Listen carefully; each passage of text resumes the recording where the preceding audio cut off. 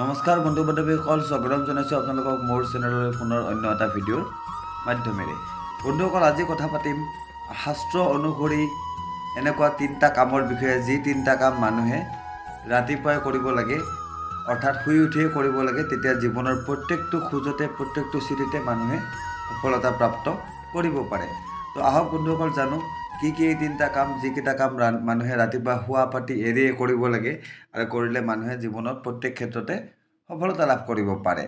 বন্ধুসকল, ভিডিঅ'টো আৰম্ভ কৰাৰ আগতে এটা সামান্য অনুৰোধ, যিসকল মোৰ বন্ধু বান্ধৱীয়ে মোৰ চেনেলটো উপভোগ কৰি আছে কিন্তু এতিয়ালৈকে মোক ছাবস্ক্ৰাইব কৰা নাই, তেখেতসকলে যাতে মোৰ চেনেলটো ছাবস্ক্ৰাইব কৰি দিয়ে আৰু মোৰ ভিডিঅ'টোৰ শেষত যদি মোৰ ভিডিঅ'টো ভাল লাগে তেতিয়াহ'লে নিশ্চয় মোৰ ভিডিঅ'টো লাইক আৰু শ্বেয়াৰো অৱশ্যে কৰি দিবলৈ নাপাহৰিব।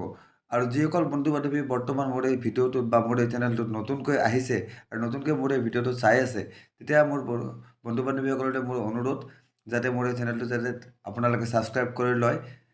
তেতিয়া এনেকুৱা ধৰণৰ ভিডিঅ' মই মোৰ চেনেলত আগলৈকে ঢালিয়ে থাকিম আৰু মই ঢালি থাকোঁ, এনেকুৱা ধৰণৰ ভিডিঅ' মোৰ চেনেলত থাকে। গতিকে তেতিয়া কি হ'ব, মই ভিডিঅ'বিলাক ঢালিলে আপোনালোকে বা আপলোড কৰিলে আপোনালোকে অতি সোনকালে এই ভিডিঅ'বিলাক দেখিবলৈ পাব। ঠিক আছে বন্ধুসকল, তো আৰম্ভ কৰোঁ। কি এনেকুৱা 3টা কাম, যিকেইটা কাম মানুহে ৰাতিপুৱা শুৱা পাতি এৰিয়ে কৰিব লাগে, তেতিয়া জীৱনৰ প্ৰত্যেকটো খোজতে সফলতা লাভ কৰিব পাৰে। বন্ধুসকল, হিন্দু শাস্ত্ৰসমূহত আৰু পুৰাণসমূহত মানুহৰ জীৱনশৈলী আৰু দৈনন্দিন জীৱন চৰ্চা সম্পৰ্কে এনেকুৱা বহু কথাই লিখা আছে, যিবিলাক কথা যদি মানুহে নিজৰ দৈনন্দিন জীৱনত প্ৰয়োগ কৰিবলৈ লয়, তেতিয়াহ'লে মানুহৰ দৈনন্দিন জীৱন এজন আদৰ্শ ব্যক্তি হিচাপে আৰু এটা আদৰ্শ জীৱন বাচি থাকিব পাৰে বা আদৰ্শ জীৱন জীয়াই থাকিব পাৰে। আজি কম তেনেকৈ শাস্ত্ৰত উল্লেখ থকা ৰাতিপুৱা শুই উঠিয়ে কৰিবলৈ 3টা এনেকুৱা কৰ্মৰ বিষয়ে, যিকেইটা কৰিলে মানুহে জীৱনৰ প্ৰত্যেকটো খোজতে সফলতা প্ৰাপ্ত কৰিব পাৰে। ঠিক আছে, তাৰে প্ৰথমটো যিটো কৰ্মৰ বিষয়ে শাস্ত্ৰত লিখা আছে, সেই প্ৰথম কৰ্মটো হ'ল বন্ধুসকল স্নান। এজন মানুহে দৈনন্দিন জীৱনত ৰাতিপুৱা শুৱা পাতিৰ পৰা উঠিয়ে নিজৰ বাহিৰা কৰ্ম কৰি স্নান কৰি ল'ব লাগে বুলি শাস্ত্ৰত উল্লেখ আছে। এনে কৰিলে কি হয়, মনুষ্যৰ শৰীৰ আৰু মন পবিত্ৰ হৈ থাকে আৰু পবিত্ৰ শৰীৰ আৰু পবিত্ৰ মনেৰে মানুহে যিকোনো কামলৈ যদি মন মেলে বা যিকোনো কাম যদি কৰিব খোজে, সেই কামত নিশ্চয় সফলতা প্ৰাপ্ত কৰে বুলি শাস্ত্ৰত উল্লেখ আছে। দ্বিতীয়তে শাস্ত্ৰত উল্লেখ কৰা আছে বন্ধুসকল, যে আমি পৰাপক্ষত আমাৰ ঘৰত হৱন, হোম নতুবা বন্তি হ'লেও প্ৰজ্বলন কৰিব লাগে। ঠিক আছে, স্নান কৰাৰ পিছত এই কৰ্ম কৰিলে বন্ধুসকল আমাৰ ঘৰত পবিত্ৰ এনাৰ্জিৰ বসবাস ঘটে। ঘৰত ভগৱানৰ যি ঐশ্বৰিক শক্তি হয়, সেই ঐশ্বৰিক শক্তিৰ বসবাস ঘটে, পজিটিভ এনাৰ্জি বিৰাজ কৰে আৰু তাৰ ফলত কি হয়, আপোনাৰ ঘৰ সদায় সুখ শান্তিৰে নদন বদন হৈ থাকে আৰু আপোনাৰ ইষ্ট দেৱতা, আপুনি যাক পূজা কৰে বা আপুনি যাক মানে, যাৰ ভক্তি কৰে, তেখেত অতি সন্তুষ্ট হৈ থাকে আপোনাৰ ওপৰত।